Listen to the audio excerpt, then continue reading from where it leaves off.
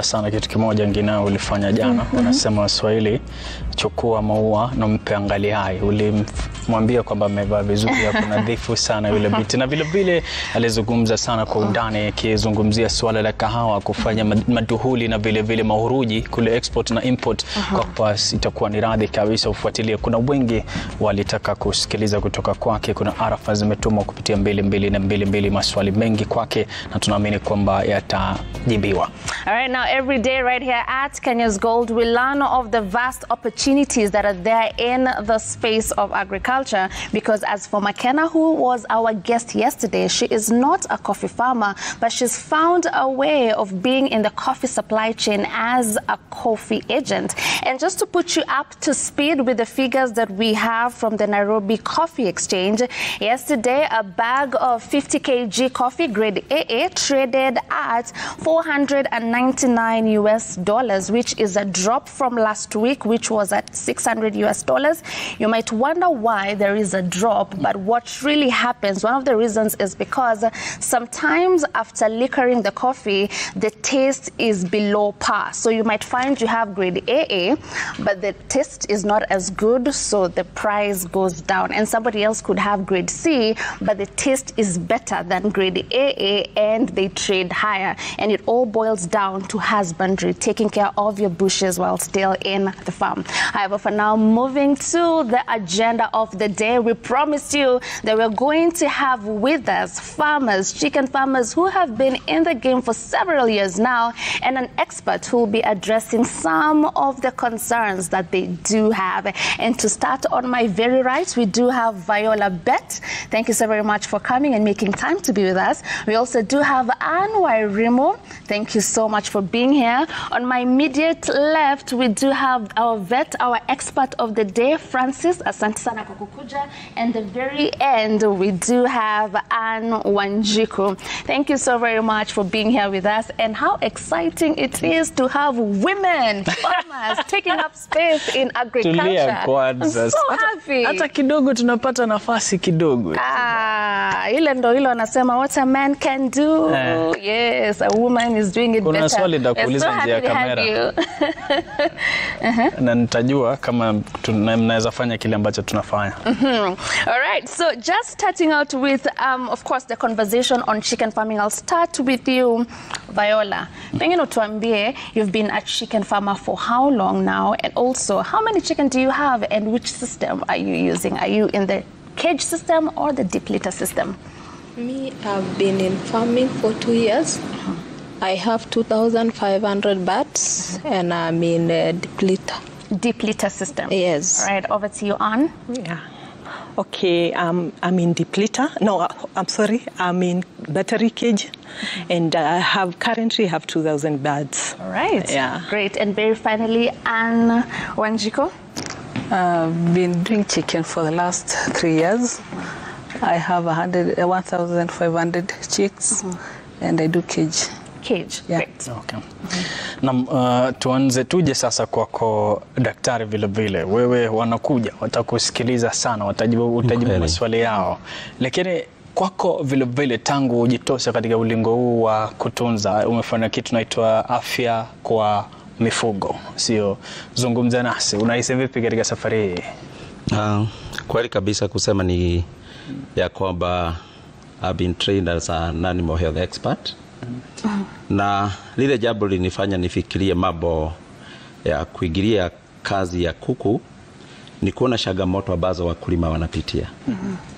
Na kuona ya kwamba wengi wetu baada ya kutoka chuoni hatuzingatii sana wakulima wa kuku. Na nikaangalia nikaona kuna gap kubwa sana mahala pale.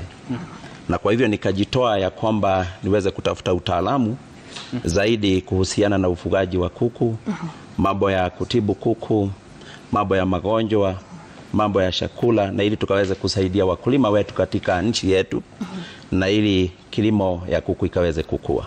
Okay. Now moving to you, Anne Wairimu, we'd like to find out, we're seeing so very many other farmers who start out with the deep litter system. Maybe you can tell us what motivated you to go into the direction of battery cage system and what benefits you feel like you have got from it so far.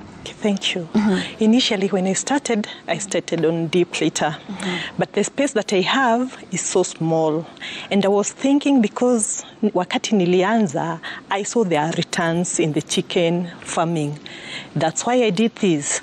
Out of the space that I had, I thought maybe let me try to look how I can try to bring a bigger number in the small space that I had. Right. And I researched and I found a farmer who was doing caging system. I got interested and slowly I got into it. So far I would say that caging system has to me, I found so many advantages. One, the number of chicken that I am raising is much more than the time I was using deep litter because of the space. Another thing, it isn't so engaging because many of the things, water is automated. At least when you're able to ukiekea chakula, you're so sure that ni ile tu kukuja kuangalia. Zikifika wakati wa kutaga, ziko na ile mahali mayai inateremka, it is easy to pick at your own time. Yeah. All right. And maybe you, Viola, you can tell us, when using the deep litter system, what are some of the challenges you faced with that system? Because we are seeing so very many other farmers shifting from the deep litter to the battery caged. It is a challenge because when they are laying these eggs, you cannot identify which chicken has laid the eggs. That is a big challenge. Also, in giving them feeds, there is wastage. Okay. Yes. Sawa. Kwako Ann, vile labda ueleze kwako kuna changamoto zipi labda unakumbana nazo katika mtindo ambao unatumia? I would say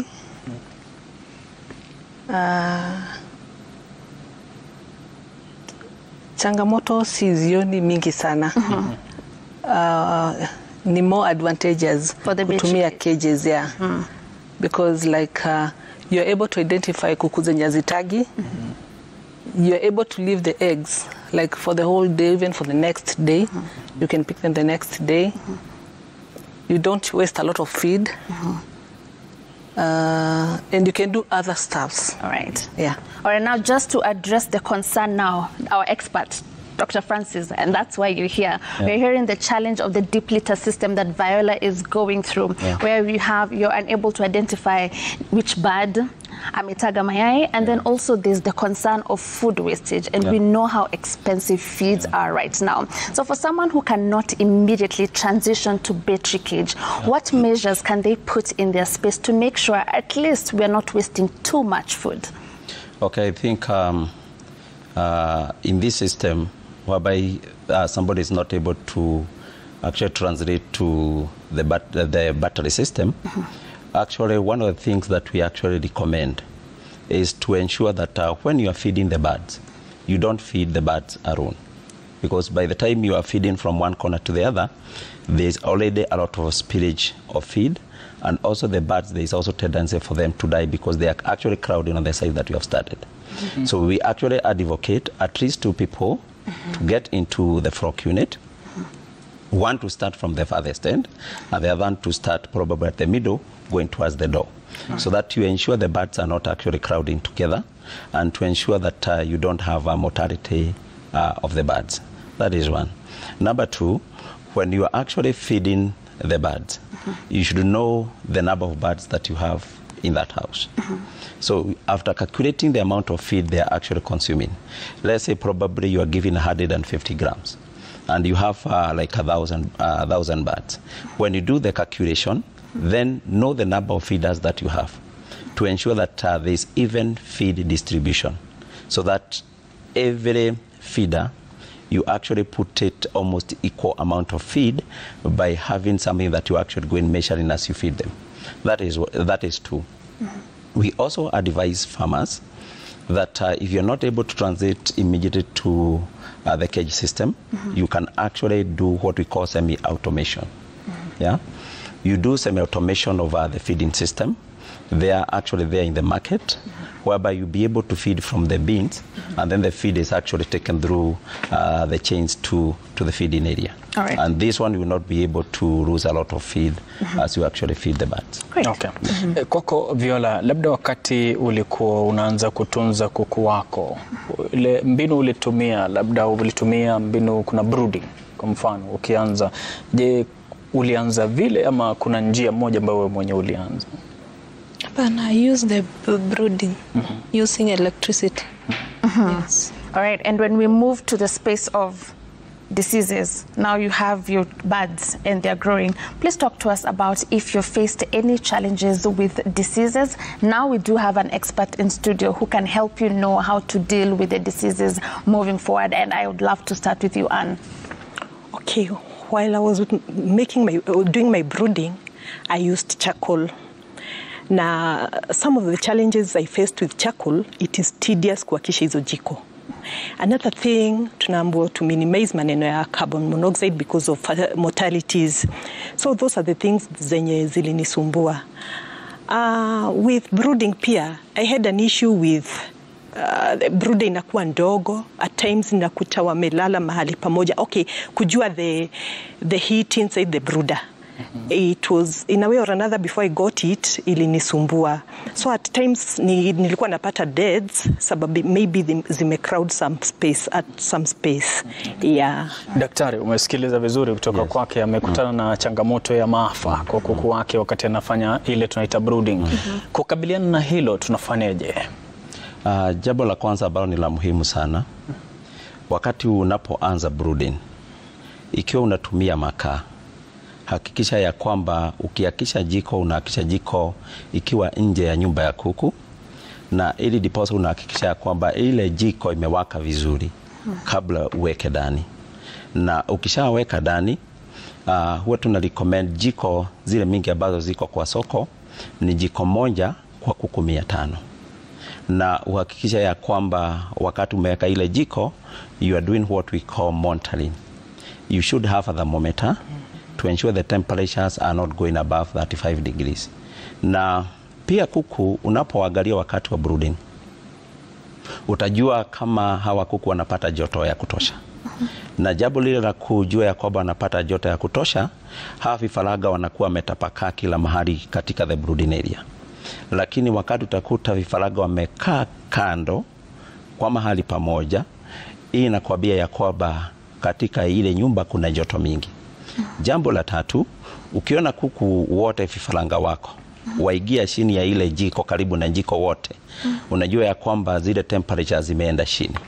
Kwa hivyo haya ni mambo matatu ya muhimu sana kuzingatia. Na huwa tunashauri wakulima ya kwamba wahakikisha kwamba wako na thermometer and they are doing daily recording of the temperatures in the house. Yes. All right. Yep. Maybe Anne Wanjiku, you can also tell us when it comes to diseases, what have you experienced as a chicken farmer? I would say when they're very young, they need a lot of care. Because kuna ugonjwa nyingi sana. Unajua sasa mpaka ufanye depleter ya brooding. Kwa hivyo zikiwa ndogo zitachukua uchafu chini, then mpaka ukae ukibadilisha maji. Maji pia inaletea shida kama utakipa na ukichange. All right, so before we take a break, which we're about to, sometimes we see very peculiar diseases which are not very common, and I'd like for us to see that on our screen maybe, where you get a condition from a chicken is quite not the usual one that we are used to. Daktari, you can see what we have now. You can monitor that and tell us when you see that, what is the condition, what has led us here, because this is not something you see all the time with different chicken. What can lead us here? Actually, this one, when you look at it from the screen, it could be either two conditions. One, it could be the prolapse of the small intestines, or it could be having an issue of actually water coming out from the system and actually coming to one position. So the best diagnosis for this bird is actually to do the post-mortem, and you'll be able to know exactly what's the problem.